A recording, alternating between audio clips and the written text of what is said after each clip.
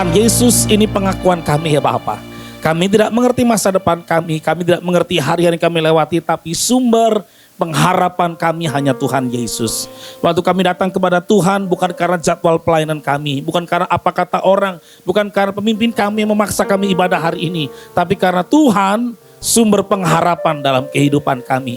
Ajar kami mengenal Tuhan lebih dalam lagi. Dalam setiap perjalanan kami yang mungkin kami terjatuh dengan dosa yang sama. Kami jatuh dengan kesulitan yang sama. Kami jatuh dikalahkan dengan cara yang sama berkali-kali. Tapi hari ini Tuhan ajar kami. Engkau sumber pengharapan kami. Kami tidak menyerah. Kami tidak terus dikalahkan. Kami tidak terus dihambat. Kami tidak terus untuk dilukai. Tapi kami belajar untuk membawa pengampunan. Membawa kehormatan. Membawa pemulihan. Sehingga orang-orang yang hidup bersama dengan kami menikmati kekuatan yang baru. Menikmati anugerah Tuhan. Menikmati lawatan Tuhan. Menikmati kehadiran Tuhan dalam seluruh kehidupan mereka. Hari ini Tuhan, kami semua yang melayani rindu Tuhan hadir menjamah setiap hati kami ya Bapa. Sehingga waktu kami membuka hati kami terbuka kepada Tuhan, pemulihan sedang terjadi di rumah tangga kami, di hidup kami, di perjalanan kami ya Bapa. Hari ini Tuhan urapi kami, tidak hanya menjadi pendengar, tapi kami sungguh-sungguh menjadi pelaku firman Tuhan. Ajar kami mengerti dan memahami ya Bapa. Urapi hamba-Mu yang tidak berguna, tapi akan berguna kalau Tuhan menggunakannya. Biar perkataan daripada Tuhan memberkati setiap kehidupan kami. Kami menyerahkan seluruh hidup kami dan firman Tuhan saat malam hari ini di dalam nama Tuhan Yesus Kristus. Dan setiap kita yang siap diberkati, mari bersama-sama dengan saya katakan amin. Amin. Puji nama Tuhan. Haleluya. Silakan duduk kembali Bapak Ibu yang dikasih Tuhan Yesus. Haleluya, shalom. Puji Tuhan, saya berdoa nanti sampai ke belakang saudara, ini enak ya, jadi matanya langsung kelihatan semua saudara ya. Puji nama Tuhan. Hari ini saya dikasih tugas bro. Biasa bro, mainlah bro ya. Oke ya, ini bos saya saudara ya, haleluya. Oh salah ya.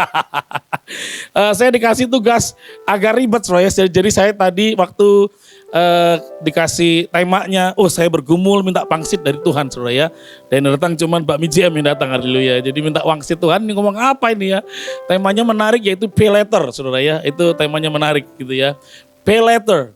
Nah kita akan belajar hari ini teman-teman, ketika bicara pay later memang ini sudah jadi gaya hidup kalau bicara pay later. Bahkan saya pun waktu tadi anak saya itu bermasalah touch keyboard laptopnya pada mati saudara ya. Yang ASDF LKJ itu yang tengah-tengah. Itu pada mati ya. Terus udah berapa, saya itu agak lupa kalau itu sudah cukup lama. Terus punya adiknya juga ternyata huruf ASDF di atasnya berarti huruf double W, E, apa itu juga bermasalah gitu saudara ya. Akhirnya belilah, saya minta saran seorang teman yang cukup yang lebih paham tentang kayak gitu-gitu. Oh nih pastor ini ada nih, beli pakai ini aja Shopee saudara ya. Dan Shopee pun waktu bayar Anda akan dapat diskon kalau ikut pay later. Ditawarin saudara ya. Ya next, ini sudah jadi lifestyle ya pay later saudara ya. Ambil barang sekarang, bayarnya kemudian, karena kira gitu saudara ya. Semuanya kita udah jadi seperti kebiasaan saudara ya. Pay later.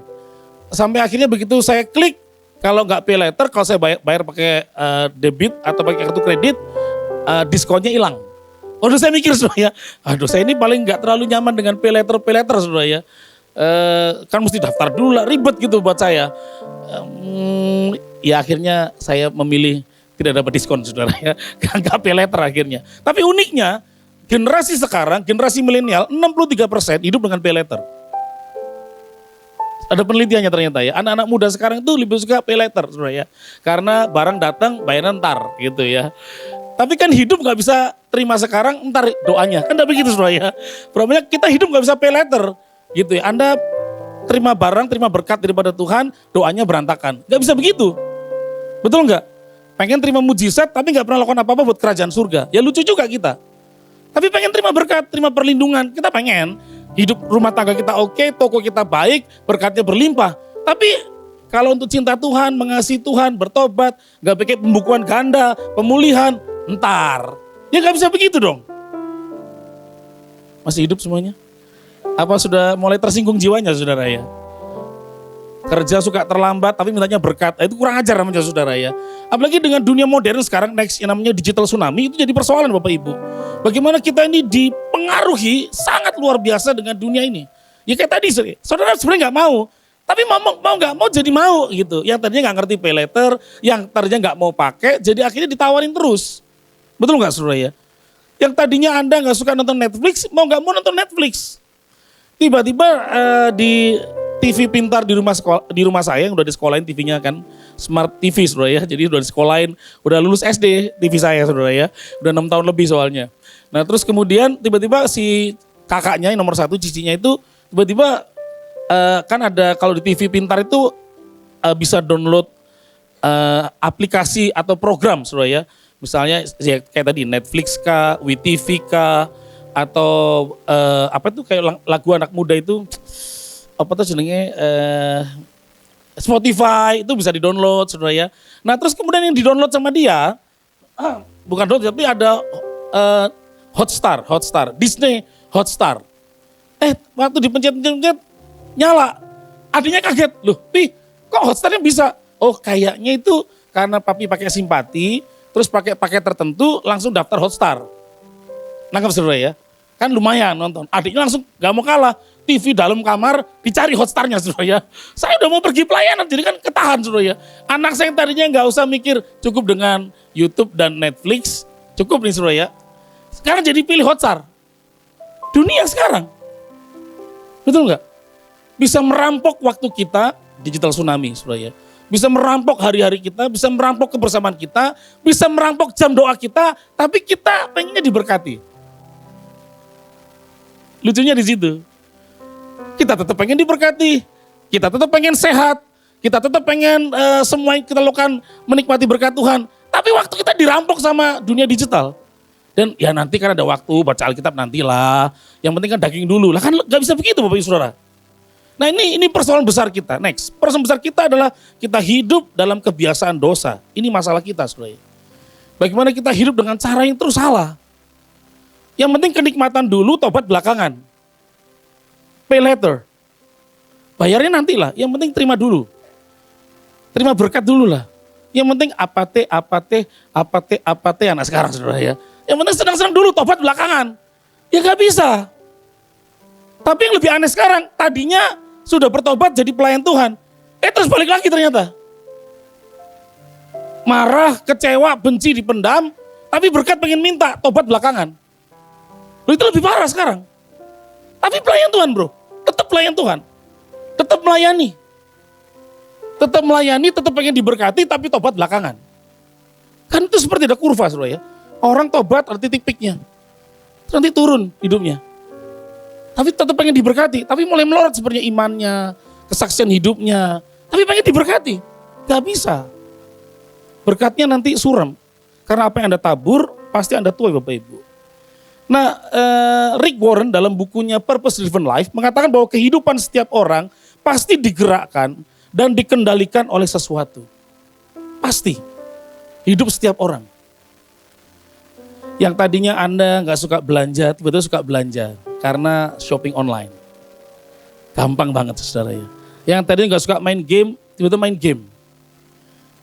Aduh menarik sekali ya, itu ada satu game itu, dulu saya kejebak di game itu saudara ya. Game sederhana, saya itu gak suka itu yang game-game yang game apa yang ribet tuh ya, harus nyari barang apa itu saya, anak-anak dulu itu namanya, dia mabarnya Mobile Legend, kayak gitu tuh pusing, saya gak mau saudara. Saya tuh game-game yang gampang-gampang aja. Apa sih namanya gamenya itu ya. Saya sempat kejebak di situ. Main tuh bisa 1 jam lebih saudara ya. Untuk main itu tahu saudara ya. Kadang ketika kepencet malam terus ada diskon. Kalau misalkan main sekarang 30 menit senjatanya utama. Jadi main saudara ya. Hanya mau tidur udah gak bisa gara-gara lumayan 30 menit.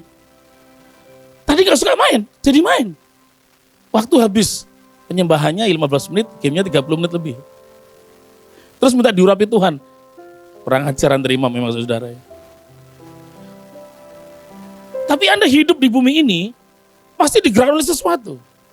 Nah berdasarkan penelitian dari sebuah buku tentang untuk apa saya hidup kepada 2000 pesohor di Amerika Serikat, politikus, artis Hollywood, pengusaha dan juga para pemain olahraga terkenal seperti bisbol maupun basketball. Maka dari 2000 orang itu mengatakan bahwa ternyata alasan orang hidup itu 4.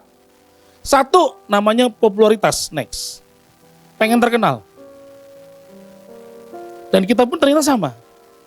Di rumah ibu-ibu mulai begini. Di rumah ibu-ibu pengen populer tapi. Ya enggak apa-apa juga saudara ya. Doa jarang, baca Alkitab enggak, TikTokan. Berikutnya lagi katanya kekayaan, orang cari. 2000. Berikutnya lagi adalah kedudukan, posisi, CEO kah, direktur teknik olahraga kah, dicari saudara ya. Head coach, pelatih kepala kah, gitu saudara ya. Yang terakhir kesenangan. Ini paling susah. Yang tadinya menyembah Tuhan menyenangkan, lama-lama kok gitu-gitu aja ya. Akhirnya tadinya kalau jalan ke sini nggak terlambat, tapi karena di bawah ada sale 70%, bekasnya Imlek kemarin masih ada yang dijual. Waktu saya kalau nggak dibeli, akhirnya terlambat biasa. Karena kesenangannya berubah. Yang tadinya ikut cool, menyenangkan, ya ada gesekan sedikit ya. Di cool biasa lah. Kalau nggak mau gesekan ngomong sama kayu. Sudah nggak tergesek, tapi kalau ngomong sama manusia tergesek. Jangankan sama temen cool, sama keluarga sendiri kita tergesek. Betul nggak? Jangankan sama anak, sama pasangan pun kalau lagi momennya nggak bagus, kita gesekan.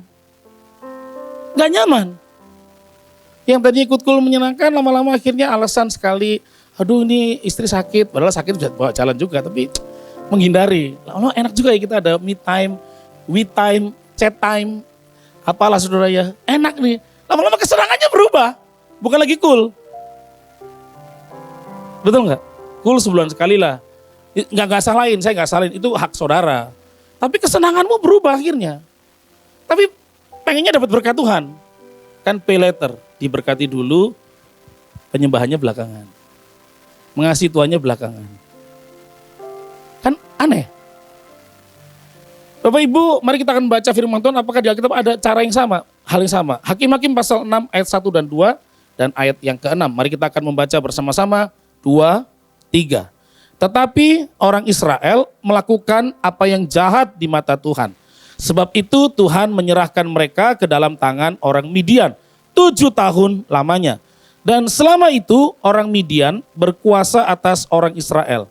Karena takutnya kepada orang Midian itu, maka orang Israel membuat tempat-tempat perlindungan di pegunungan, yakni gua-gua dan kubu-kubu. Ayat 6. Sehingga orang Israel menjadi sangat melarat oleh perbuatan orang Midian itu. Lalu berserulah orang Israel kepada Tuhan. Gambarnya kira-kira gini. Dari kisah Yosua masuk tanah perjanjian. Ini kan bangsa nomaden. Bangsa yang tidak punya tanah, tidak punya harga diri, tidak punya kewarganegaraan resmi, tidak punya dasar negara. Tapi begitu dari tanah perjanjian, kemudian Taurat jadi dasar negara. Karena Taurat itu 3, hukum moral, hukum agama, hukum negara. Itu Taurat, ada aturannya. Ketika menjadi sebuah negara, ini persoalan. Tadinya Allah maunya teokrasi, yaitu Tuhan yang berkuasa. Tuhan yang memerintah, Tuhan tunjuk judge, hakimnya, supaya orang-orang ini bisa hidup benar. Sebelum ayat ini ada namanya Deborah. 40 tahun Deborah membuat berhasil. Diberkati luar biasa. Ternyata setelah itu Deborah meninggal dunia. Setelah meninggal dunia ini persoalan. Di kitab Yosua juga sama. Setelah orang nyaman, diberkati, dapat enak, mulai lupa Tuhan. Itu seakan-akan lupa bahwa Anda nggak bisa bayar di belakang, Anda harus bayar di depan. Dalam ilmu disiplin, bilangnya begini. Kalau ilmu disiplin, bilangnya begini. Pain now, play later. Menderita sekarang, Anda bisa menikmati permainan nanti. Hidup menyenangkan nanti. Tapi pain now. If you play now, you will be pain later. Yang artinya tetap bayar berpuluhan. Itu terakhirnya, saudara. Kalau Anda menderita hari ini sungguh-sungguh cinta Tuhan, mengasihi Tuhan, disiplin, kebaktian tetap datang, cool tetap mengasihi, tetap jadi berkat buat orang. Mungkin buat yang lainnya, aduh kok enak kayak dia ya, gak peduli sama pelayanan, gak ada beban. Mungkin, tapi dengar baik, berkatmu di kerajaan surga beda. Later. Tapi Anda main-main sekarang, you main-main, akhirnya main-main dengan dosa, main-main dengan keputusan, main-main dengan pelayanan, Anda bertahun jadi Kristen, gak dapat upah juga. Lah ngapain kalau begitu? You play now, you will be pain later. Nah Israel mengalami. Bapak Ibu, waktu mereka dapat tanah, udah bagus, lupa sama Tuhan. Minta diberkati tanahnya terus, tapi gak cari Tuhan, gak perlu sama Tuhan, cari kepercayaan lain. Kisah yang kedua, mundur jauh ke belakang kepada Bapak Gereja. Di Kejadian pasal 3, Bapak Israel maksud saya, Patriark Israel. Kejadian 13, 10, 11. Lalu Lot melayangkan pandangannya dan dilihatlah bahwa seluruh lembah Yordan banyak airnya. Seperti taman Tuhan, seperti tanah Mesir sampai ke Zoar. Hal itu terjadi sebelum Tuhan memusnahkan Sodom dan Gomora. Sebab itu Lot memilih baginya seluruh lembah Yordan itu, lalu ia berangkat ke sebelah timur dan mereka berpisah. Lot gak perlu lagi ikut omnya yang cinta Tuhan, mengasihi Tuhan, ada ibadah. Begitu pindah ke Sodom Gomora, cara hidupnya berubah. Betul saudara ya? Cara hidupnya berubah sampai akhirnya dihukum. Kemudian Anda perhatikan Abraham melihat, ya memang ini anak keponakan kurang ajar saudara ya. Kalau dalam aturan sih sebenarnya omnya dulu yang belum milih. Omnya ngasih tahu, ya udah kamu pilih. Sebenarnya itu kan omong-omongan saudara-saudara, omong-omongan aja. Kalau kamu pilih ke timur, aku ke barat. Mesti kan ngomong, ya enggak lah, om dulu yang milih. Ini anak kurang ajar memang. Harusnya omnya dulu lah yang milih, orang tua saudara ya. Udah dikasih kesempatan gitu langsung, om, bagusan sana om, sana lah om. Dan artinya, Abraham dapat tempat yang kurang bagus. Tapi Anda perhatikan, di tempat yang tidak bagus karena Abraham takut akan Tuhan, dapat berkat berikutnya. Apa itu? Sumur-sumur baru muncul. Yang orang gak dapat, tapi waktu Abraham ke sana, sumurnya keluar. Kenapa? Abraham minta Tuhan. Kebalikan, ketika Sodom Gomora hidup dengan cara Sodom Gomora, akhirnya hukuman datang. Karena main-main dengan imannya. Nah Bapak Ibu, apa yang kita pelajari sih dari kisah yang kita baca ini? Bicara tentang namanya mentalitas. Kekristenan itu bicara mentality. Apa itu mentality? Keadaan dan aktivitas jiwa, berdasarkan Kamus Besar Bahasa Indonesia, cara berpikir dan berperasaan. Itu namanya mentalitas. Kan dulu ada lagu tuh ya, ikut juga ya.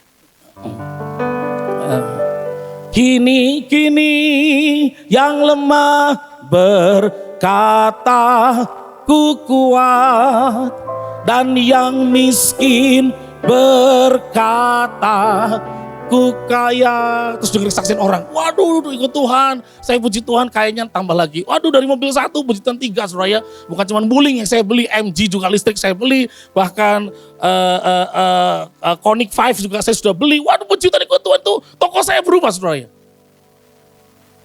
Karena berpikirnya ikut Tuhan selalu kaya. Cara pikir itu kan cara berpikir, cara perasaan. Wah kalau ikut Tuhan pasti berubah hidupnya. Loh belum tentu juga. Betul enggak? Semua tergantung kinerja saudara. Kan ketika orang dikasih modal sama Tuhan, namanya talenta, tergantung apa? 2, kesanggupan dan tanggung jawab. Loh Anda gak tanggung jawab, ya gak bisa. Tanggung jawab kan bicara disiplin, konsisten. Betul gak saudara ya? Kemampuan itu bisa dilatih, dikembangkan. Ikut training, kan betul ya? Punya guru, saya jadi gembala, sekarang saya punya guru. 2 guru saya. Kalau saya gak ngerti tanya, supaya lebih mengerti. Walaupun secara ilmu saya tahu, tapi secara pengalaman kan perlu tanya pada guru-guru yang lebih baik. Betul gak saudara ya? Nah kalau kita cuman kok jadi Kristen gak kaya-kaya, itu pikiran, itu perasaan, itu namanya mentality. Yang mendrive, mengarahkan hidup Anda dengan saya. Kalau supaya lebih jelas kira-kira apa? Katakannya begini, mentalitas itu sebuah cara berpikir atau konsep berpikir manusia untuk dapat belajar merespon terhadap suatu hal. Misalnya, hari ini kita midweek, kita kebaktian tengah minggu. Nah, yang datang ke sini pasti sudah punya cara pikir. Betul enggak? Ada yang datang ke sini karena aku mau menyembah Tuhan, aku kayaknya capek nih, aku lelah. 2 hari ada persoalan, udah tengah bulan nih kok masalah Tuhan, aku mau menyembah Tuhan, kan begitu. Maka waktu datang ke sini karena pikirannya ke satu hal, penyembahan, waktu dia menyembah Tuhan, dia menyembah Tuhan. Ada juga yang datang ke sini karena terluka. Pikiran perasaannya. Jadi mau ngadu sama Tuhan. Tuhan begitu khotbah, loh kok bukan khotbah yang saya butuhkan. Ini botak gak bagus nih khotbahnya. Gak sesuai dengan keinginan saya itu lagi butuh dihibur. Ini kenapa ngomongnya tentang mentalitas. Wah gondrong banget nih orang. Misalnya begitu saudara ya. Mentalitas. Saya butuh berkat hari ini, butuh pertolongan. Utang saya masih banyak. Saham saya hilang, kripto saya, koin saya habis, ternyata dagang saya juga gak laku. Saya butuh pertolongan, mujizat, khotbahnya tentang mujizat. Akhirnya ada kecewa, pulang-pulang, aku gak diberkati. Mentality itu namanya. Karena Anda datang karena sebuah pikiran atau perasaan tertentu. Dan Mental merupakan kata lain dari pikiran, sehingga mentalitas dapat dikatakan sebagai cara berpikir tentang suatu hal. Anda para pelayan Tuhan, kalau tetap main handphone, Anda berarti gak sungguh-sungguh mengasihi Tuhan. Katanya Mbak, kamu gak apa-apa lah ya, nanti gak undang lagi gak apa-apa saya. Loh, itu juga persoalan. Loh, Anda cuma datang sih karena pelayanan doang, gak benar-benar sungguh-sungguh mengasihi Tuhan berarti. Anda gak berfirman berarti kan? Anda cuma karena tugas doang, ya pokoknya aku tugas selesai sembunyi. Makanya kalau di gereja kami duduk depan, supaya jadi contoh buat jemaat. Kalau teman-teman tersembunyi, pasti main-main. Loh, itu kan contoh. Itu mentalitas, itu cara pikir. Akhirnya begitu selesai tugas, ya udah. Saya 6 kali ibadah di gereja Pak Niko. Dengan pengumuman yang sama, dengan voice of Pentecost sama, saya duduk diam, saya dengerin. 6 kali yang sama, 6 pengumuman yang sama, tetap saya dengerin. Dan tidak main handphone. Kenapa tujuannya? Saya menghormati ibadah, menghormati orang-orang, menghormati para pelayan, menghormati semua orang. Anak saya main handphone, saya ambil. Dek, lagi ibadah. Hormati Tuhan, teman-teman, semua lagi ibadah. Jangan jadi teladan buruk. Kalau cara pikirnya salah, mentalmu salah juga pasti. Kecuali tadi foto-foto boleh, kan dokumentasi masalahnya, boleh. Tadi boleh. Boleh saudara ya, supaya nanti laporannya jelas saudara ya. Yang datang berapa jelas saudara, itu benar. Ya. Nah itu kan masalah kebiasaan, cara pikirnya merubah. Nah nilai hidup kita dibangun dari banyak hal ya. Tapi secara cepat biasanya ada budaya yang mempengaruhi kita.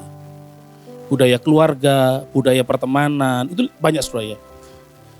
Pendidikan kita, pengalaman hidup, keluarga, interaksi sosial kita. Anda pengen jadi orang hebat, kumpulan dengan orang hebat. Betul enggak? Anda pengen jadi hebat, salah kumpulan, Anda masalah. Anda pengen jadi ibu yang dipakai Tuhan, diberkati Tuhan, tapi ketemu ibu-ibu yang suka menggerutu, ya gak bisa didik anak nanti. Yang ada ngomel terus sama anaknya. Anda pengen jadi engkong, emak, kungkung yang mengasihi Tuhan, tapi ketemu kungkung yang ngeluh tuh, aduh itu capek ini sakit. Wah, Yaso gak tolong, Yaso mah ngomong doang. Yang ada juga ngeluh juga saudara. Karena kumpulannya salah. Cara pikirnya salah, bentuk hidupnya salah. I do what I think and I think what I believe, katanya. I do what I think and I think what I believe.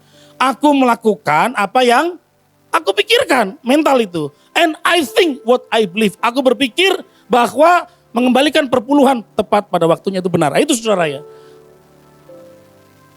Saya itu kesel karena kalau orang ngomong masalah perpuluhan, you gak usah ngomong 10%. You ngomong 90% bisa kelola apa enggak. Cuman you 10%. You gak, itu milik Tuhan, sudah kasih aja. Sekarang ngatur 90-nya, udah selesai. Buat saya, saudara ya. Terlalu banyak percakapan kayak gitu, daripada ngajar jemaat gak taat firman, saya juga buat saudara melanggar, terus gak diberkati, saya lebih ngeri. Mending saya ngomong, Alkitabnya ngomong apa? Dari mulai perjanjian lama sampai perjanjian baru, itu masalah perpuluhan tuh semua diomongin. Perpuluhan itu bukan hukum Taurat, itu jauh sebelum hukum Taurat. Karena Abraham memberi, Ishak memberi persepuluhan, baru masuk hukum Taurat. Dari hukum Taurat, Yesus gak pernah melarang. Sampai kitab Ibrani paling ujung, tetap ngomongin persepuluhan itu milik Tuhan. Terus masa mau ditantang? Enggak, saya lebih mengajar sekarang gimana kelola 90%. Itu yang saya pikirkan. Itu yang saya percaya, mental saya akhirnya gampang. Kalau sudah jadi milik Tuhan, bukan milikku, tenang aku. Udah kasih buat Tuhan, itu punya Tuhan kok. Kalau disuruh memberi, ada diakonnya, memberi, gak pernah takut. Karena itu mentalitas jadi akhirnya. Pengennya aku diberkati, kamu diberkati, karena Allah sanggup untuk menyediakan.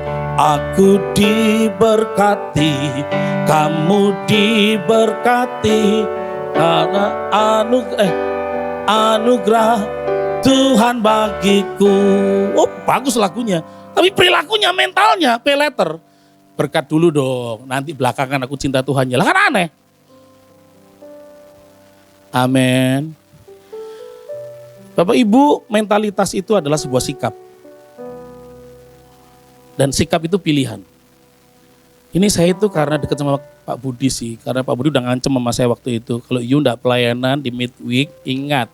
Di grounded you nanti. Waduh, makanya saya datang ke midweek. Enggak. Oh saya itu jadi gini tuh karena tetangga saya Pak. Saya dulu tuh orangnya murah hati, gak pernah itu saya ungkit-ungkit. Tapi tetangga saya tuh kayak gitu, jadi saya ikut orangnya. Bukan. Anda yang buat keputusan. Sikap itu pilihan Bapak Ibu. Dalam hidup ini setiap hari ada 300 sampai 1.700 pilihan yang Anda lakukan. Termasuk masalah sikap. Sikap dari mana? Nah kita terangin dulu ya. Sikap berdasarkan pendapat atau tulisan dari Profesor David Mayer, sikap itu 3. Merupakan suatu perilaku yang mencerminkan pola pikir, suasana hati, dan motivasi. Next. Sikap itu suatu perilaku, tindakan. Kalau Anda berpikirnya ibadah ini saya akan diberkati, sikap saudara terbuka hati. Ditegur, diterima.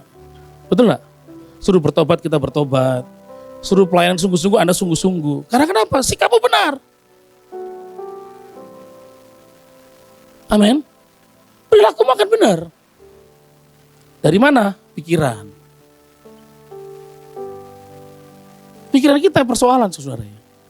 Jadi pikiran kita selama ini karena diajar dengan dunia yang serba cepat, digital, pay later, ya udahlah barang dulu lah yang penting. Bayar belakang toh bisa. Tapi kalau Anda 1.000 barang nanti, terus gak punya penghasilan, mati saudara. Akhirnya pinjol, setelah pinjol benjol saudara. Karena buka sana tutup sini, buka sana tutup sini. Dan itu kejadian ada orang kayak gitu. Ada. Yang akhirnya gereja yang nolongin. 147 juta. Ya gereja gak tanggung semuanya, tapi nolongin terpaksa karena udah lapor ke gereja, Pak tolong anak saya udah. Kan kadang di share lah itu ya dosa-dosanya itu ya. Di telepon sana sini, tertekan, mau stres, mau bunuh diri. Lalu salah siapa? Karena cara pikirnya salah. Yang penting dapat dulu lah, nanti belakangan bisa diatur. Kan hidup Anda gak bisa begitu. Ikut Tuhan juga ada, Anda harus pain now. But you will be play later. Anda menderita sekarang, apa itu? Untuk hidup benar, orang lain hidup gak benar, itu menderita. Betul gak? Lampu merah, Anda berhenti, motor yang lain nyelonong terus. Aduh, mau jalan, tapi itu menderita sebenarnya. Tapi Ana mencatat kebiasaanmu. Putaran moi itu, putaran penuh dengan kebencian itu saudara. Paling jengkel saya kalau putaran itu saudara ya. Kita udah dari ujung ngantri itu main nyolonong modok, oh darah itu gue. Pengen gue sumpahin tuh orang-orang itu saudara ya. Itu putaran penuh kebencian saudara ya. Udah. Kita udah ngantri udah 15 menit kan nunggu tet. Dia main langsung maju. Dan kadang saya mikir itu yang ngasih jalan di depannya apa enggak mikir kami yang di belakang ini loh. Ya udah ngantri dari ujung, setia. Itu main dipotong gitu aja. Aduh mohon maaf saya pernah marah saudara ya. Mas, muter ke Sunter sana jangan di sini. Pindah ke Sunter sana saya bilang saudara ya.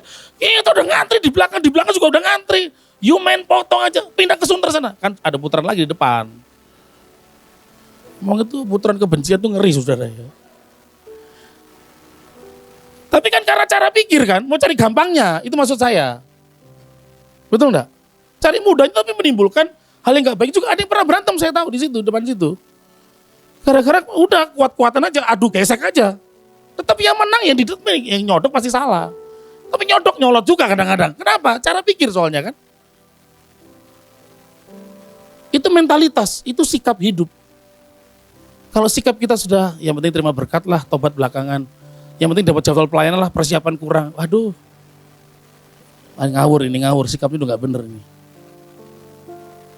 Bapak Ibu, pikiran dimulai katanya. Maka katanya Roma 12 ayat 1, janganlah kamu menjadi serupa dengan dunia ini, berubah. Makanya ada Pak Budi di sini, pembaharuan Pak Budi. Sehingga kamu dapat membedakan mana kehendak Allah. Apa yang baik, apa yang berkenan, apa yang perfecto numero uno. Sempurna. Lu kalau cara pikirnya jadi Kristen gak berubah, ya Anda sama aja pakai kuamnya. Anda gak beda jauh sama orang ke Gunung Kawi. Udah ikut Kristen 2 tahun kok, gak cerita ibu Anita ya. Wah, tanahnya dapat nih suratnya. wanita baru bertobat dari tahun 2017, anaknya nomor 1, kita udah 10 tahun, oh Yesus anakku kena narkoba, oh ya ampun Tuhan, ampun ya anakku Tuhan, berantakan hidupnya, cabut aja kalau perlu gue capek soalnya. Beda tiap orang memang. Begitu ikut Kristen, cara pikir harus baru. Begitu kamu jadi menantu yang Kristen, you mesti menghormati mertuamu. Udah itu, ayatnya ada. Begitu Anda jadi orang tua, Kristen, hai orang tua jangan bikin sakit hati anak. Ya udah belajar ngomong. Ngomong keras boleh, tegas boleh, tapi kasar kita mesti belajar. Berhati-hati. Kalau udah jadi Kristen kan, begitu Anda jadi orang Kristen, kasihilah sesamamu manusia. Dan hukum itu setara sama kasih Tuhan Allah. Kadang kita mengasihi Tuhan Allah itu bohong-bohongan kadang-kadang. Kalau lagi Anda pelayanan, Anda kebaktian sepertinya mengasihi Tuhan. Tapi kalau you mengasihi Tuhan gak bikin malu Tuhan, jangan curang sama barang saudara kalau jual. Bilangnya barang ori, gak taunya KW super. Tapi bilangnya ori, percaya aja. Tapi Kristen namanya Lukas. Puji Tuhan kebaktiannya bukan di sini. Susah kadang mengasihi Tuhan gak kelihatan, tapi yang setara dengan itu hukumnya apa? Kasihilah sesamamu seperti engkau mengasihi dirimu. Yang lebih tinggi dari itu, kasihilah musuhmu. Yang lebih tinggi dari itu, kasihilah orang yang benci kamu. Lebih tinggi dari itu ada, kasihilah orang yang benci kamu dan berikan pinjaman tanpa meminta balasan. Kita Matius pasal 6. Lebih tinggi lagi ternyata konsepnya. Begitu jadi Kristen, pikiran kita harus berubah. Begitu jadi pelayan, cara pikirnya mesti berubah. Memang capek jadi pelayan. Mesti datang di doa MDPJ. Waduh, Sepang mau Oktober Sepang ini gimana? Mau gak mau, saudara ya. Kemarin kan kita ada Valentine, saudara ya. Minggu lalu hari Jumat. Hari Rebo saya bilang sama anak saya yang perempuan, Cik, Mami mau apa ya? Aku pengen kasih hadiah Mami nih. Mau Valentine sama Mami. Waduh apa ya Pi ya? Kayaknya Mami ada tas kayaknya mau. Tas apa coba kasih tahu. Kayaknya aku tahu deh Pi, Mami itu suka tas apa. Oh yaudah, Kamis saya udah mulai merencanakan soalnya. Kamis mau restoran di Kelapa Gading yang mana ya? Fine dining kah? Atau yang kafe biasa kah? Atau ke hotel kah? Mikir soalnya. Terus akhirnya saya nggak tahan sama istri saya supaya dia pulangnya cepat kan, dia kerjanya di Tangerang soalnya. Bisa gak kamu pulangnya cepet? Besok kan Valentine kita makan bareng yuk. Berdua aja, anak-anak gak ngikut. Istri saya memberikan sebuah bom tiba-tiba. Dia bilang, besok kan doa malam. Gak bisa ngomong saudara. Besok kan doa malam hari Jumat. Kalau kita pergi Valentine masa jemaat doa kita makan berdua. Oh Tuhan Yesus, saya lupa sudah jadi gembala Tuhan. Akhirnya dengan perasaan terluka, Tuhan, ya sudahlah Tuhan, aku doa.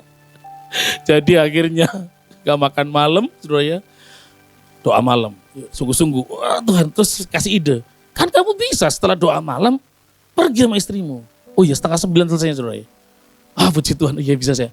Langsung saya buru cari makan restoran 24 jam di Kelapa Gading. Kalau ada yang tahu kasih tahu saya nanti. Ya supaya saya persiapan, gak mau nanya lagi saudara ya.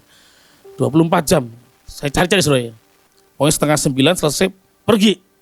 Nah memang setelah doa malam ada makan saudara ya. Udah ditawarin makan, istri saya tanya, mau makan gak? Saya sih sebenarnya gak mau karena mau jalan kan. Oh gak usah lah, jalan aja. Tapi udah kayaknya enak nih, yaudah makan satu buat berdua. Setelah lagi makan, ada yang konseling. Konseling ada yang ngajak ngomong. Istri saya di depan situ seperti gini.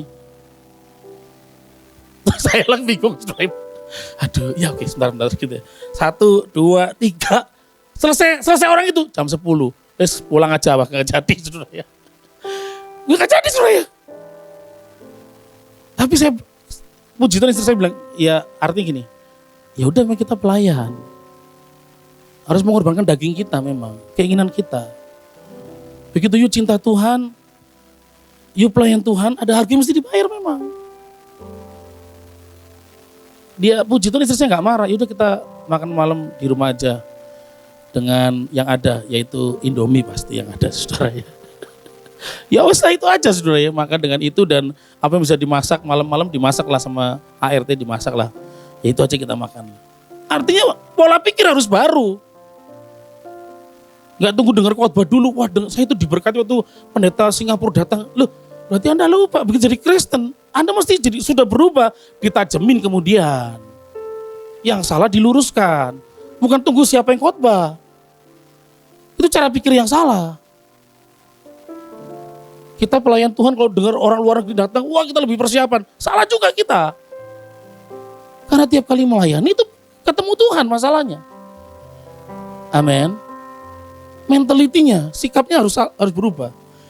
Filipi 4 ayat 8, semua yang benar, mulia, adil, suci, manis, sedap didengar, yang disebut kebajikan dan patut dipuji. Hanya hal yang baik. Belajarlah sebenarnya. Saya ngerti tidak mudah. Ya Pak ngomongnya gampang. Lihat itu teman saya, itu opa saya, itu keluarga besar saya suka ngomongin kami. Saya tahu tidak mudah. Tapi lihatlah hal-hal baik dulu. Taruh semua yang baik. Ketika nggak ada yang baik yang Anda ingat, renungkanlah setelah Anda 70 tahun usianya, 60 tahun, 50 tahun, 40 tahun, Anda masih hidup, bukankah itu kasih karunia? Karena satu kali saya khotbah, ada yang cerita umur 42 tahun temannya WL, minggu lalu ketemu, meninggal dunia. Ada kemarin saya ikut FA lah bilangnya ya. Terus kemudian cerita, kemarin saya potong rambut gitu ya. Saya juga potong rambut loh saya potong rambut juga saudara ya. Kalau sudah mulai akarnya banyak saya potong rambut biasanya saudara ya. Cuman ya modalnya cuma satu, ditipisin doang saudara ya. Mau huruf Z nggak bisa saudara ya. Dia potong rambut, terus potong rambut itu di satu orang yang terkenal katanya di Kelapa Gading ini disebutin gitu ya. Itu saya baru ngomong tuh, Om itu dia bilangnya, Om atau orang itu umurnya 66 apa 60 saya lupa saudara ya. Terus ini terkenal ini mahal dan pas saya datang dia ada gitu. Baru ngomong, besok paginya rip. Orang itu meninggal. Ya kalau Anda masih hidup, bisa melihat, bisa tersenyum, bisa berbicara, berjalan. Bukankah itu kasih karunia? Semua yang baik masih ada saudara ya. Cuman angle-nya kadang kita angle yang buruk terus yang dilihatnya. Luka dulu yang diomongin. Keterbatasan kita. Ada kelebihan yang Tuhan beri. Bagaimana supaya pikiran kita ini benar? Saudara? Ayo jangan cuma minta berkat, doanya belakangan. Enggak, ini waktunya, next. Enggak nunda lagi. Kalau ini waktunya bangun hubungan intim dengan Tuhan, dicuci otak kita dengan firman, dicuci otak kita dengan kehadiran Tuhan. Ayo sekarang. Jangan tunggu nantilah kalau ada pertolongan, tunggu nantilah kalau ada mujizat, tunggu nantilah kalau mobil kita udah lebih bagus, tunggu nantilah kalau kita nggak naik motor lagi baru kita kebak. Nah. Jangan menunda. Tapi berkatnya minta duluan. Tapi penyembahannya belakangan. Nggak bisa. Anda nggak bisa begitu modelnya. Kalau zaman sekarang ada pay later, barang datang dulu, bayar belakangan. Ini enggak. Bersama dengan Tuhan harusnya kita seirama. Amin. Cari Tuhan, semakin mengasihi Tuhan. Makanya dulu pendeta senior punya jargon. Banyak doa, banyak berkat. Sedikit doa, sedikit berkat. Tidak berdoa, tidak tahu diri saudara ya. Haleluya. Apa yang kita pikirkan menentukan siapa kita. Siapa kita menentukan apa yang kita perbuat. Apa yang kita pikirkan. Kalau Anda pikirnya selalu hal yang baik, Anda itu orang baik. Kalau Anda selalu memikirkan pembalasan, Anda itu orangnya pendendam. Dan siapa Anda, pendendam, pasti akan melakukan hal-hal yang buruk buat orang lain. Kalau Anda pikiran cuma cemburu, Anda orang pencemburu. Apa yang dilakukan pencemburu pasti mencari kesalahan orang lain. Betul enggak? Tapi kalau Anda adalah orang yang dicintai Tuhan, maka sikapmu adalah anak-anak Allah. Dan anak-anak Allah keluarnya kasih. Kasih setia Tuhan di dalam hidup ini tak pernah berkesudahan, selalu baru setiap hari. Amin. Kalau terus kayak gitu, enak, anak-anak kita enak. Cucu-cucu menantu enak. Karena kenapa? Opa ini baik. Pikirannya kalau ngelihat kita yang salah, ya gak suka memang. Tapi ayo ya, kamu punya waktu untuk berubah. Kan enak hubungan rumah tangga saudara. Karena apa yang kita pikirkan menentukan siapa kita. Siapa kita menentukan perbuatan-perbuatan kita, Bapak Ibu. Nah, sekali lagi Profesor David Myers mengatakan sikap dipengaruhi oleh pikiran. Yang kedua, suasana hati. Namanya mood, moody. Sampai ada namanya mood booster. Aduh, kalau lagi nggak nyaman hatinya, aku tuh bisa senang lagi kalau belanja. Ada orang kayak gitu, saudara ya. Lagi tertekan, lagi capek, belanja. Pulang-pulang dia bingung. Kenapa habisnya 5 juta ini barang apa aja, gak ngerti, saudara ya. Tapi supaya moodnya naik. Gitu. Karena itu Alkitab mencatat, jagalah hatimu dengan segala kewaspadaan. Karena dari situlah terpancar. Lu saat ibadah ini waktu you gak jaga hati, yang ada juga Anda ngomongin orang di hati saudara. Ah, ini khotbahnya buat dia nih, kenapa dia gak datang ya? Loh, enggak, ini khotbah buat saudara. Amin. Kalau kau nggak jaga hatimu, ini mah aku udah denger nih firman Tuhan. Saya itu belajar dari satu ketua sekolah atau dulu namanya direktur sekolah kami di sekolah teologi S1, saudara ya. Pendeta Manasye Rumkeni ini memang gelarnya cuma S2 sampai MA saja. Tetapi sebenarnya semua orang udah sepakat, orang ini sebenarnya doktor, profesor bahkan. Cuman dia dengan rendah hati memberikan yang muda dibiayain sekolah. Dia bisa mengambil program beasiswa itu untuk dia. Tapi karena pengen membuat sekolah itu banyak sarjana-sarjana S2 untuk mengajar lebih baik, maka dikirimlah ke luar negeri. Padahal kalau dia yang kuliah, itu namanya dia punya istilahnya otak fotokopi. Otak fotokopi itu gini, kalau dia lagi belajar, saya pernah tuh ya, di perpustakaan dia belajar, baca, menyendiri, baca. Terus saya tanya nih, karena dia selalu mengajar filsafat di kampus kami, Pak Rumkeni itu yang tentang pendapat dari Karl Bultmann pada masa tahun sekian-sekian, kok dia bisa mengalami perkembangan yang berubah ya, berarti dari Kristen yang benar, sama berubah cara pikirnya, itu disebutin. Berdasarkan buku, disebutin bagian Perspektif Teologi Kontemporer, halaman 70, baris keempat, kata ke-8. Gila gak?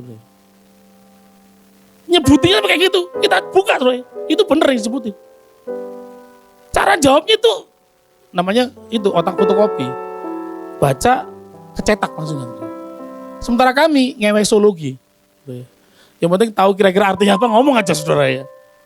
Tapi ini orang satu kali dengar seorang pembicara.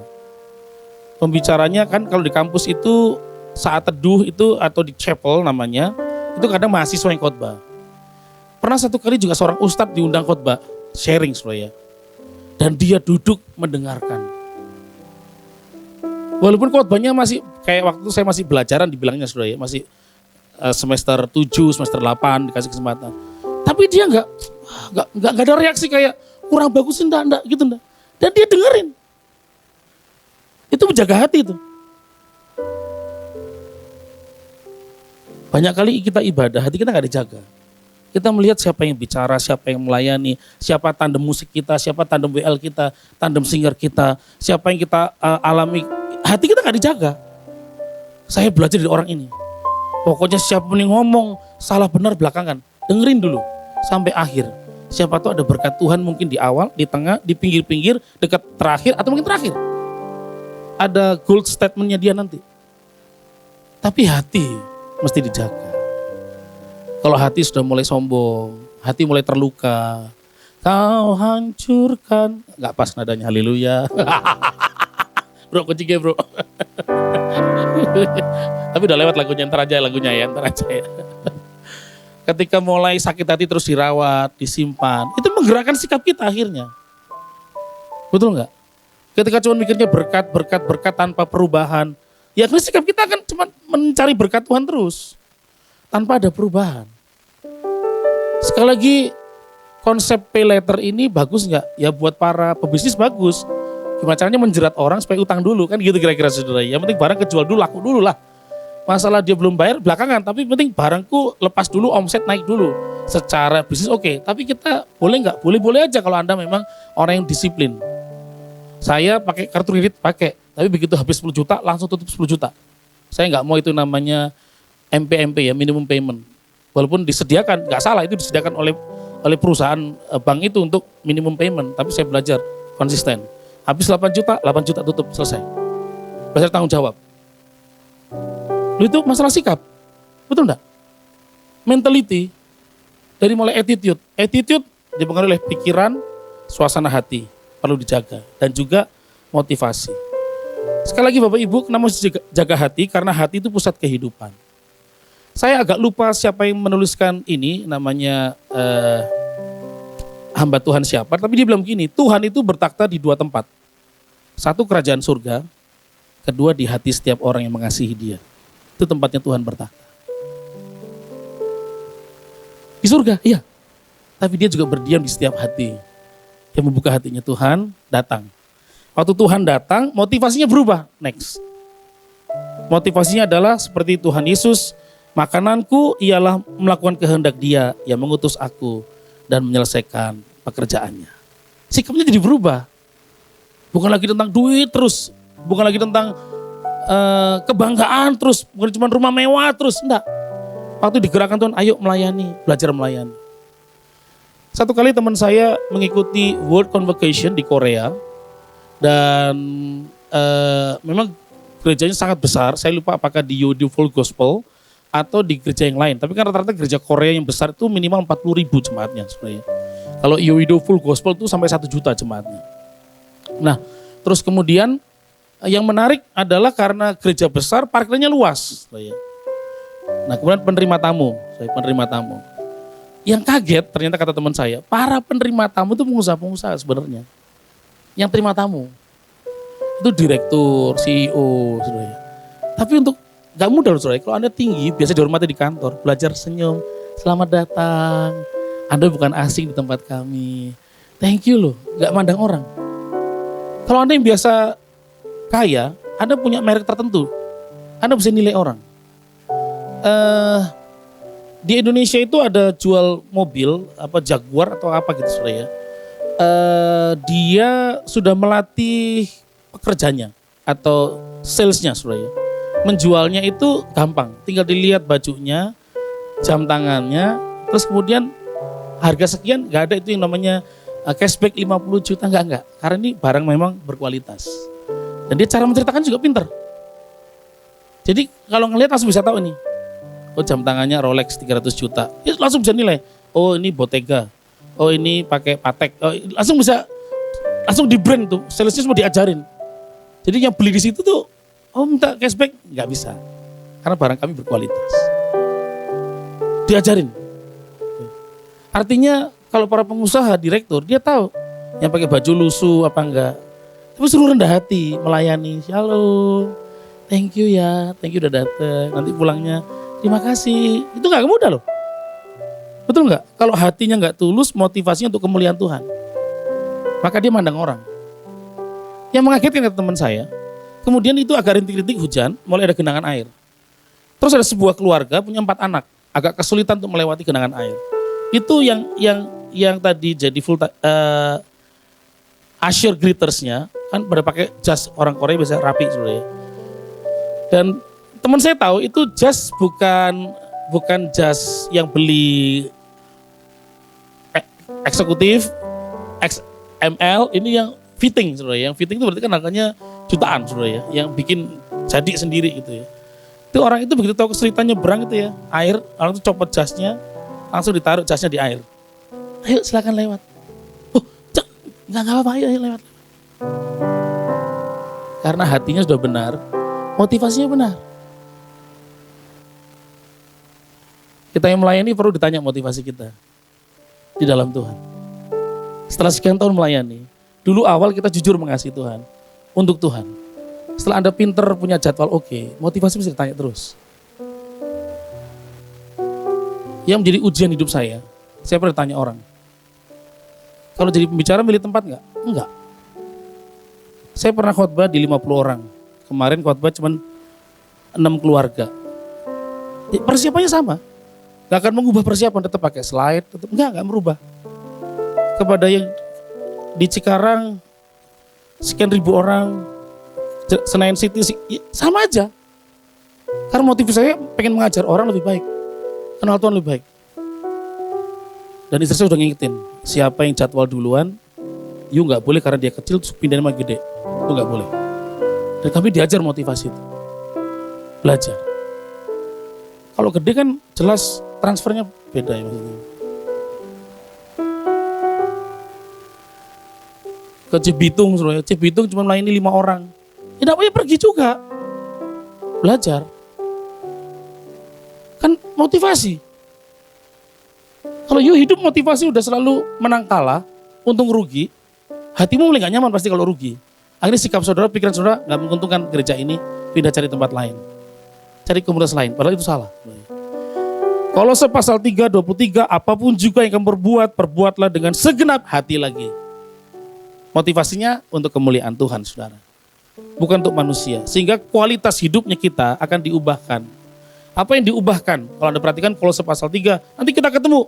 Hai suami-suami, hai istri, belajar kerendahan hati. Belajar saling mengasihi. Apapun juga kamu lakukan seperti Tuhan. Bukan cuman pekerja kepada tuannya. Walaupun tuanmu jahat, gak bagus, komisimu dihilangin, kamu direposisi, dia janji gak ditepati. Tapi tetaplah bekerja seperti untuk Tuhan. Tapi bukan cuma untuk Tuhan, pekerja sama tuannya. Tuannya pun diingetin. Hai tuan-tuan, jangan sunat itu hasil usaha pekerjamu. Kalau dia mesti dapat komisi, kasih tepat waktu. Gajinya jangan dipermainkan. Loh, itu ada juga ayatnya saudara. Bukan cuma pekerja kepada tuannya, tapi tuan kepada pekerjanya juga sama. Seperti untuk Tuhan kualitasnya. Kalau jadi pekerja dengan kualitas, bukan cuma kerja keras. Karena semua orang kerja keras. Tapi perlu namanya kerja cerdas. Gak cukup kerja cerdas, mesti sampai tuntas.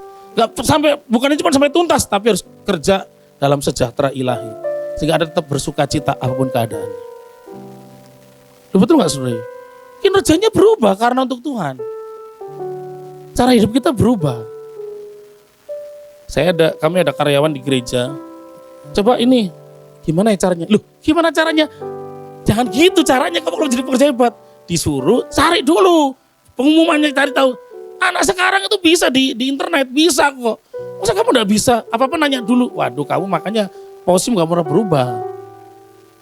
Loh, kita perlu berubah sebenarnya. Kualitasnya seperti itu Tuhan. Cara pikirnya, cara hidup pasti akan berubah. Sekali lagi Bapak Ibu, apa itu sikap? Sikap itu pola pikir, suasana hati, dan motivasi. Itu membentuk yang namanya sikap. Sikap itu membentuk mentalitas. Mentalitas kita bukan pay later, yang berkat dulu, bertobat belakangan. Berkat dulu, penyembahan suku-suku. Enggak. Seiring bersama-sama itu, berkat menanti kita. Waktu kita mengerjakan bagian kita, pada waktunya kita akan menuai. Kita harus bekerja keras. Tadi lagunya, yang menabur dengan mencucurkan air mata, pasti pulang. Tapi nanti, dia harus kerja dulu. Amin. Bapak Ibu Bedmore dalam tulisannya mengatakan, kita mungkin tidak bisa mengubah situasi kita, tetapi kita bisa mengubah sikap kita. Kemarin ada suami yang kaku sekali. Ternyata dalam 22 tahun pernikahannya, 19 tahun dia melarang istrinya untuk pulang ke rumah orang tuanya. Ibu-ibu gimana? Kuat gak? Gak boleh berhubungan dengan orang tua, mampir ke rumah orang tua gak boleh. Ngeri gak saudara?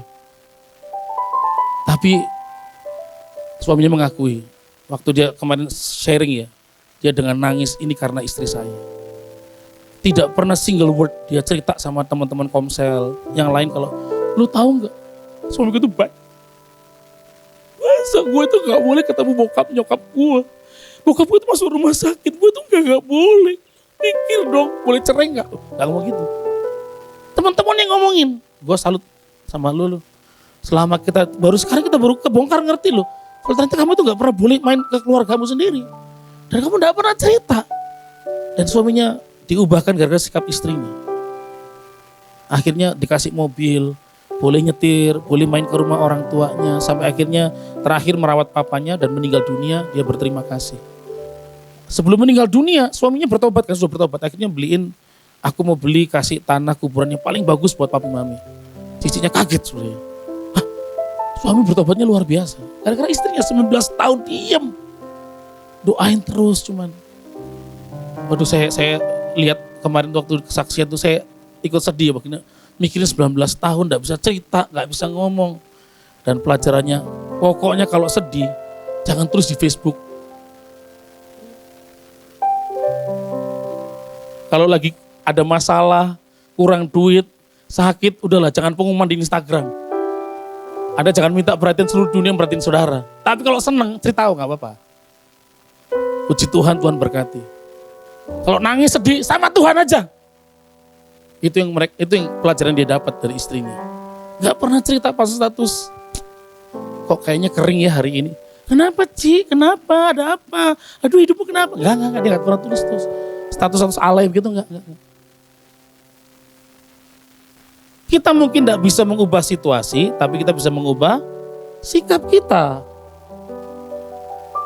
Amin. Waktu SMA, dia mau bunuh diri. Karena hidupnya berantakan, mau dibully. Bahkan waktu lahir, dokter udah pernah bilang, mending dimatiin. Karena udah tahu resikonya anak ini akan punya takaran batin luar biasa. Tapi papa mamanya waktu berdoa mengatakan, Tuhan punya rencana hebat buat anak ini, dan saya akan besarkan anak ini. Waktu anak ini lahir, bisa berbicara, bertumbuh, ngomong, melihat. Sudah ngomongin, kamu itu anak yang dipakai Tuhan, akan dipakai Tuhan. Tapi waktu prosesnya, orang benci, orang gak suka, bully dia. Keterbatasnya sangat terbatas, seperti gak ada kemampuan. Tapi ketika dia berjumpa pribadi dengan Tuhan Yesus, mengalami pemulihan gambar diri, pemulihan hati Bapa, anak ini kemudian berubah, dan akhirnya menjadi anak yang diberkati, usahanya oke, motivator tingkat dunia. Namanya adalah Nick Vujicic. Hampir bunuh diri. Minta sama papa mamanya, bunuh aja saya. Kenapa gak dibunuh sejak lahir? Sekarang saya dipermalukan terus sama orang. Dan kemudian dia berkata, changing your attitude, change your life. Changing your attitude, change your life.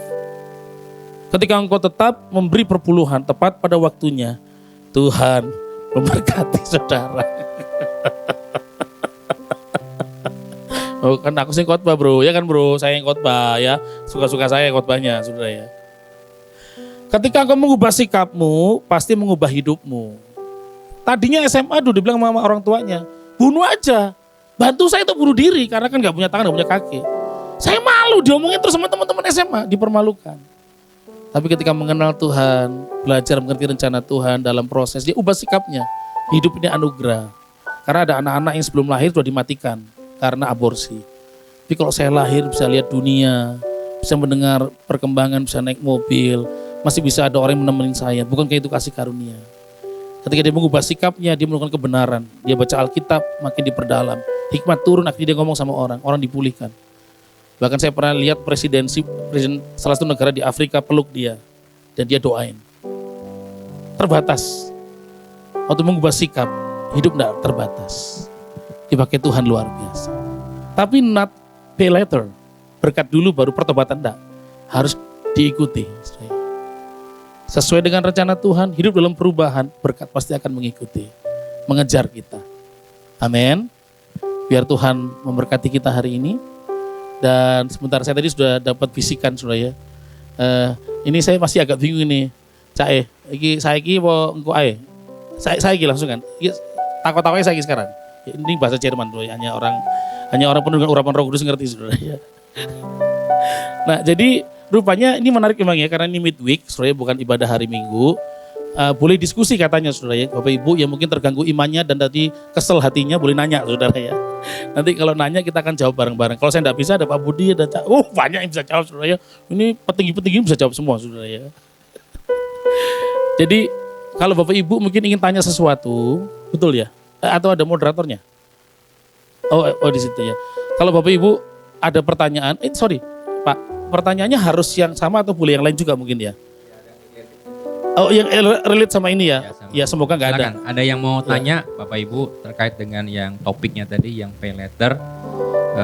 Mungkin mesti sikapi kayak apa gitu dengan kondisi sekarang. Mungkin Bapak Ibu punya ini pertanyaan. Silakan. 1-2 pertanyaan ditunggu, silakan. Ini enak ya, kalau midweek jadi agak santai ya? Iya betul Pak, agak santai.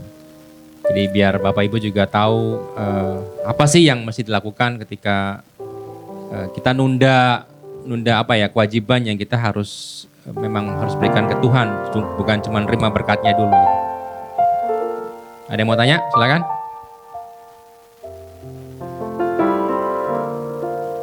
Dari Kul, anggota Kul ada yang mau tanya?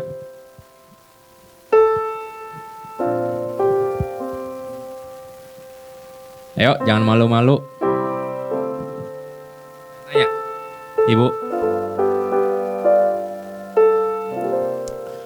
Oh, puji Tuhan kalau enggak, haleluya. Berarti firmannya luar biasa semua ya, jelas semua ya. Oke, puji Tuhan. Thank you, Pak. Saya udah doain dari sini Tuhan. Jangan ada. Mari kita akan berdiri bersama-sama. Dan ku ingin mengenalmu Tuhan lebih dalam dari semua yang ku kenal. Tiada kasih yang melebihimu, ku ada untuk menjadi penyembahmu. Kami rindu mengenal Engkau Tuhan. Dan ku ingin mengenalmu Tuhan lebih dalam dari semua yang ku kenal. Tiada kasih yang melebihimu, ku ada untuk menjadi penyembahmu. Dan ku ingin, ini kerinduan kami Tuhan Yesus, hanya Engkau satu-satunya. Kami mengenal kasih setiamu, kebaikanmu dalam hidup kami.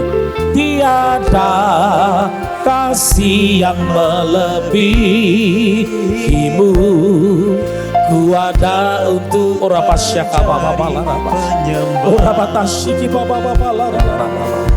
dan ku ingin mengenalmu Tuhan lebih dalam dari semua yang kenal. Amin, amin.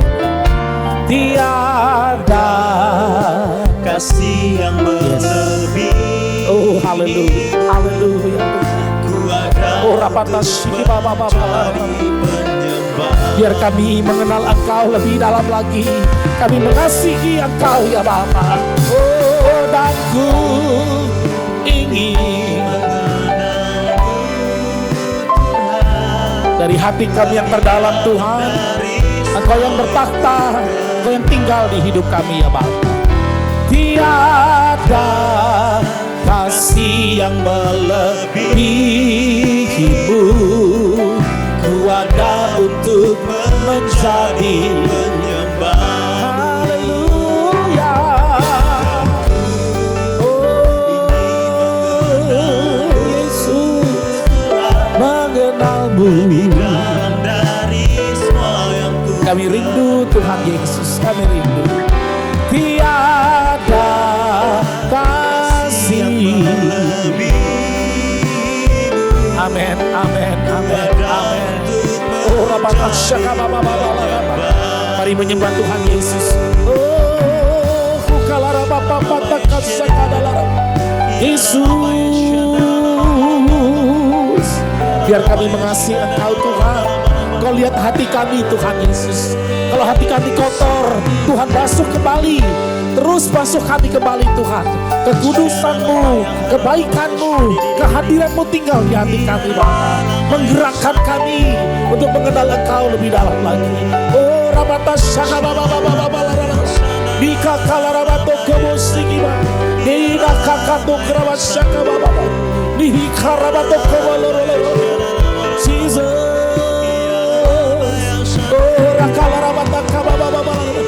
Tuhan kuduskan hidup kami, kuduskan kembali Tuhan Yesus. Kuralara Bapa Syaka Baba Inalara Bataka Baba Sini Kolara Bataka Baba Kolara Batu Sini Kuralara Bataka Baba Jesus.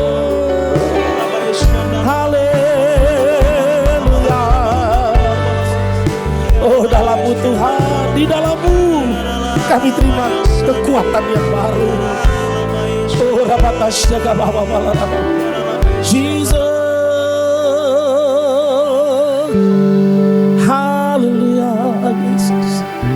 Tuhan jamah hati kami Tuhan. Sehingga penuh dengan ucapan syukur, penuh dengan anugerah-Mu Tuhan. Apa yang kami lakukan yang terbaik bagi Tuhan Yesus. Kami mau mengucap syukur buat kebaikan-Mu. Terima kasih Tuhan Yesus. Mari lawat hidup kami Tuhan. Lawat hidup kami hari ini. Ku mau selalu bersyukur, selalu bersyukur. Kau Tuhan yang setia, yang selalu menopang. Ku mau selalu bersyukur, selalu bersyukur. Kau Bapa-Ku yang ajar kami Tuhan. Ku mau selalu bersyukur, selalu bersyukur. Kau Tuhan yang setia, yang selalu menopang. Oh, kami bersyukur buat kekasih kami, buat keluarga kami. Kami sangat mengucap syukur. Buat orang tua, buat anak kami, buat teman-teman pelayanan, kami sangat bersyukur. Ku mau selalu bersyukur, selalu bersyukur. Kau Tuhan yang setia, yang selalu menopang. Oh, ku bersyukur. Oh, haleluya. Kau Bapa-Ku yang setia, ku mau selalu bersyukur. Amin, amin, amin, amin. Yang selalu menopang, ku mau selalu bersyukur, selalu bersyukur. Kau Bapa-Ku yang Engkau Bapa yang setia bagi kami. Kau Bapa-Ku yang setia. Kau Bapa-Ku yang setia. Haleluya. Tuhan, kami bersyukur hari ini Kau yang mengajar hidup kami ya Bapa. Penuhi hati kami dengan kebenaran. Penuhi hati kami dengan sukacita, kami merangkul anugerah Tuhan dalam hidup kami. Sehingga waktu kami berjalan mengikuti kehendak Tuhan, kami bangun hubungan intim dengan Tuhan. Kami mengasihi Tuhan. Kami bersekutu dengan firman. Kami hidup sesuai dengan firman. Maka berkat itu mengiringi hidup kami. Berkat itu mengejar kehidupan kami. Bukan kami terima berkat, tapi kami lalai dengan cara hidup kami. Bukan kami terima pelayanan, terima anugerah, terima kepercayaan. Tapi tidak pernah persiapan kami lebih baik daripada waktu-waktu kami bertobat pertama kali. Hari ini Tuhan pulihkan setiap kami. Sehingga waktu kami semakin mengenal Tuhan, semakin mencintai Tuhan, semakin kami digesek Tuhan, semakin kami dibentuk. Maka hati kami dipenuhi dengan ucapan syukur. Pikiran kami dipenuhi dengan firman. Sehingga iblis tidak bisa menipu kami Tuhan. Kami tidak diragukan. Kami tidak meragukan kehendak Tuhan. Karena pikiran-pikiran ilahi, firman Tuhan tinggal di dalamnya. Dan apa yang kami lakukan menyenangkan hati Tuhan. Di rumah kami, dengan pasangan kami, dengan keluarga kami, dengan anak-anak, dengan orang tua kami Tuhan, dengan keluarga besar kami, dengan para pemimpin di kantor kami Tuhan, dengan orang-orang yang kami pimpin, dengan para pekerja, dengan para pembeli kami Tuhan, customer, nasabah kami Tuhan, dengan para kolega kami Tuhan, tetangga kami, dengan para supplier kami Tuhan, vendor kami Tuhan. Kami memuliakan nama Tuhan. Tuhan urapi hidup kami hari ini. Kami terima kebenaran dalam nama Tuhan Yesus Kristus. Mari jemaat yang dikasihi oleh Tuhan, kita mengangkat tangan kita. Jemaat yang dikasihi oleh Tuhan, bangun terus kehidupanmu di atas kebenaran-kebenaran firman Tuhan. Cintai Tuhan, alami Tuhan dan muliakan Tuhan dalam hidupmu. Dan saat ini kembalilah dengan berkat Allah Bapa, kasih Tuhan Yesus, persekutuan Roh Kudus yang senantiasa menyertai kehidupanmu mulai dari saat ini sampai Tuhan Yesus datang kali yang kedua di awan-awan kemuliaan dan bahkan sampai selama-lamanya. Yang percaya diberkati bersama-sama kita katakan amin. Selamat malam, Tuhan memberkati kita semua.